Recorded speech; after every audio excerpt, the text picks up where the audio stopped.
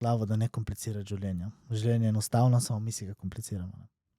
Drugo, evo, če gremo na prehrano prvo, veš, kaj moraš jesti. Mislim, da vsi vemo, kaj moramo jesti. Je tako.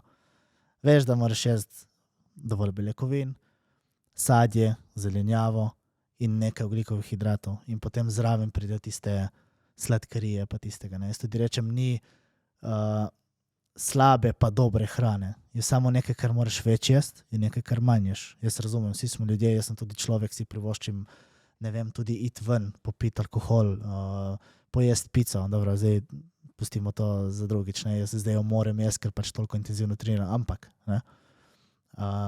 Enostavno si daš, malo poišči, pa nekako z svojo glavo veš, česa lahko več, česa manj, ne. Jaz pač pol tudi dam en tak osnoven krožnik, kako naj bi bil sestavljen, ne.